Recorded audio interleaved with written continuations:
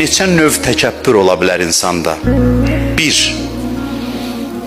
Bir, sənə təkəbbür edənə qarşı ürəyində təkəbbür olar.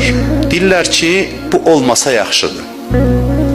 Təkəbbür edənə qarşı da ürəyində təkəbbür olmasın. Bəs hədis var axı, təkəbbür edənə qarşı təkəbbür göstərmə ibadətdir. Deyir, göstər, təkəbbürlü davran, amma ürəyində təkəbbür olmasın. Təkəbbürünün qabağında təkəbbürlü davran ki, yerini tanısın, islah olsun. Yəni, həddini bilsin, özünü islah eləsin, özü üçün elə davran. Amma o demək deyil, qəlbində də təkəbbür olsun. Təkəbbürlü davran. Amma bunu haradasa başa düşmək olar da, biri mənim qabağımda təkəbbür göstərir, mənim ürəyimdə də təkəbbür yaranır. 2. Mənə qarşı nə təvazökardır, nə təkəbbürlüdür. Mənə qarşı heç bir xüsusi münasibəti yoxdur, ona qarşı mən təkəbbür göstərirəm. Deyərlər ki, axı, buna niyə görə təkəbbür edirsən? Bu birincidən bir pillə də pisdir.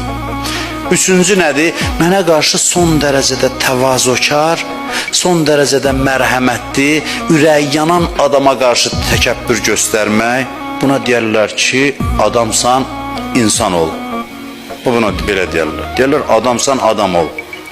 Bu insan ki, sənə bu qədər təvazökarlıq eləyir, sən niyə su istifadə edib onun müqabilində təkəbbür göstərirsən? Niyə görə?